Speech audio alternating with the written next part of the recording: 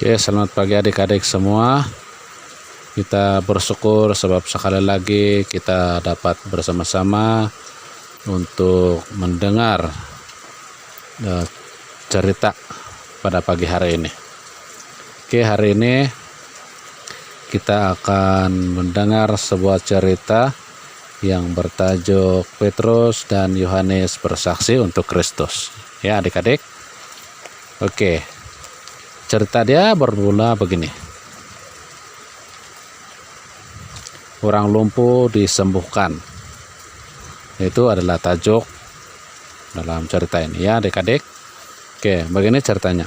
Kira-kira pukul 3 waktu beribadat pada suatu petang, Petrus dan Yohanes pergi ke bait Allah untuk berdoa.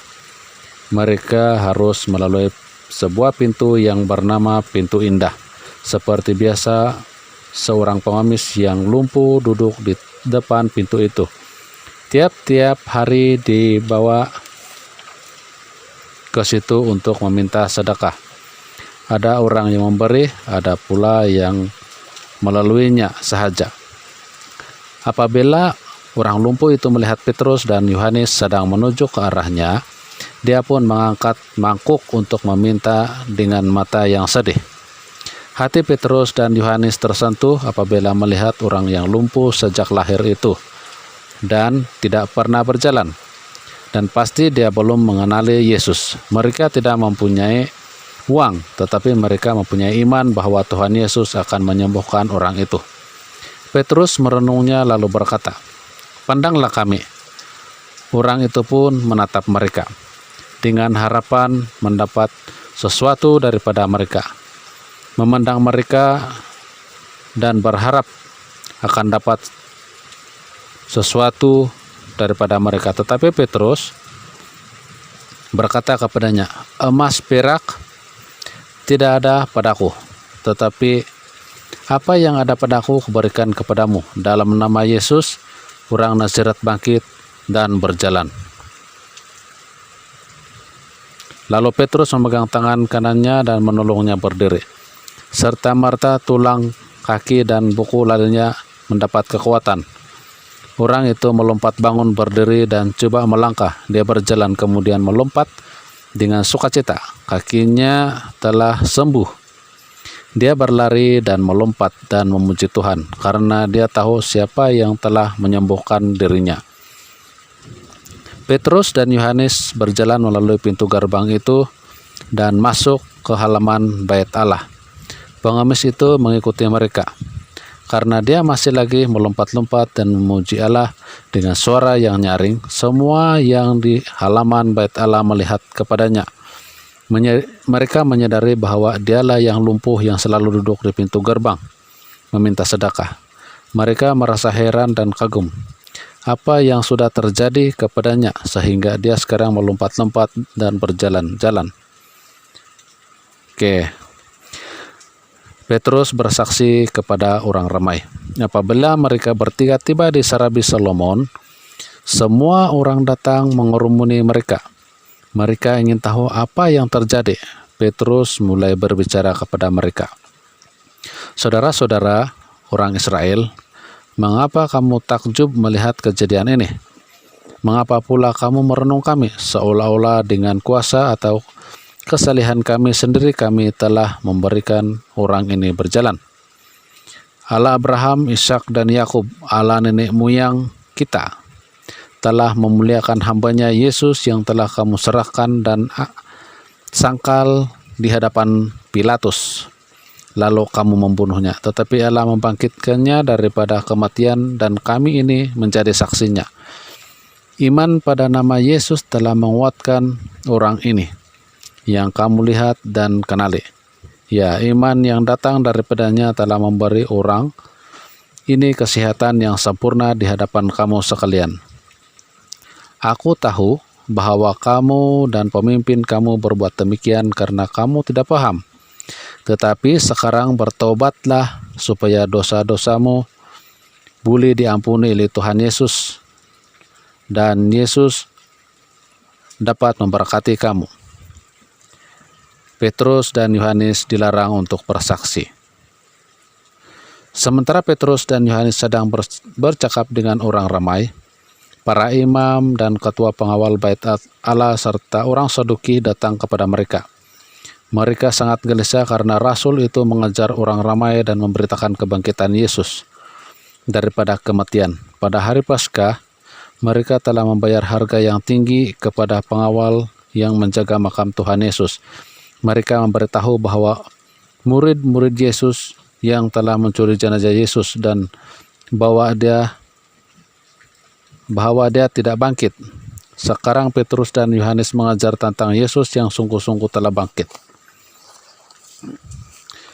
Tangkap mereka, ikat mereka dan masukkan mereka ke dalam penjara. Imam-imam mengarahkan pengawal bait Allah. Dengan serta-merta Petrus dan Yohanes ditangkap dan dimasukkan ke dalam penjara. Karena hari sudah petang, tetapi orang ramai yang mendengar khutbah, mereka percaya kepada Tuhan Yesus. Pada keesokan harinya, Mahkamah Agama Sanhedrin berkumpul di Yerusalem. Ia terdiri daripada 70 orang yang bertindak sebagai hakim jika ada masalah yang harus diputuskan. Petrus dan Yohanes dibawa keluar dari penjara. Pengemis dahulunya lumpuh, sekarang berdiri di sebelah mereka. Dengan kuasa apa yang ada? Dengan nama siapa kamu telah melakukan perkara ini? Tanya mereka. Petrus yang dipenuhi oleh Roh Kudus menjawab, para pemimpin masyarakat Israel, sekiranya hari ini kami dihakimi atas perbuatan baik kepada seorang yang lumpuh, sehingga ia dipulihkan, maka ketahuilah bahwa kamu sekalian dan seluruh bangsa Israel, bahwa dengan nama Yesus Kristus dari Nazaret yang telah kamu salib dan telah dibangkitkan Allah daripada kematian, dengan nama Dialah orang ini berdiri di sini dan di hadapanmu dalam keadaan yang sihat sempurna. Tiadalah penyelamatan melalui siapapun yang lain, karena tidak ada nama lain di bawah langit ini diberikan oleh kalangan manusia yang dapat menyelamatkan kita. Apabila anggota-anggota majelis agama itu melihat keberanian Petrus dan Yohanes, sedangkan kedua-duanya ternyata orang-orang yang tidak berpelajaran serta tidak terlatih, mereka pun heran. Mereka sadar bahwa kedua-duanya telah bersama Yesus. Apa yang boleh mereka lakukan kepada Petrus dan Yohanes? Ramai orang di Yerusalem telah mengetahui tentang mukjizat yang telah berlaku di dalam bait Allah dan mula memuji Allah. Akhirnya mereka pun memanggil kedua-duanya dan mengeluarkan perintah, jangan sekali-kali bercakap atau mengajar dalam nama Yesus. Tetapi Petrus dan Yohanes menjawab, wajarkah pada pandangan Allah jika kami mendengar katamu lebih daripada mendengar kata Allah? Timbangkanlah, karena kami mesti bercakap tentang segala yang telah kami lihat dan kami dengar. Setelah membuat beberapa ugutan lagi, mereka pun melepaskan kedua rasul itu, karena tidak tahu bagaimana hendak menghukum mereka, memandangkan seluruh masyarakat memuji Allah atas apa yang telah dilakukan itu. Padahal orang yang disembuhkan melalui mukjizat itu sudah berumur lebih daripada 40 tahun.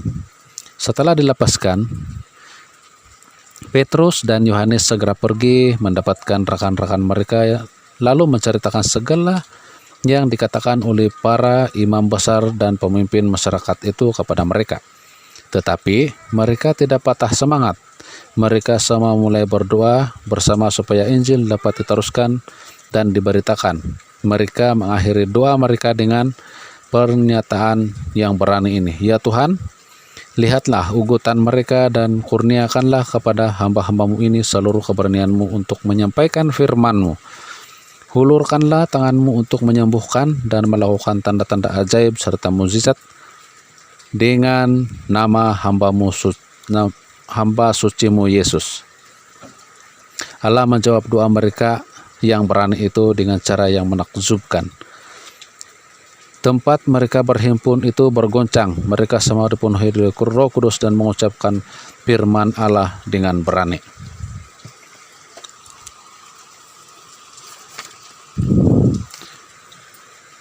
Oke, itulah cerita kita ya adik-adik pada hari ini, yang mengisahkan tentang Petrus dan Yohanes yang telah melayani Tuhan dan bersaksi bagi Tuhan Yesus dengan sungguh-sungguh, dengan berani.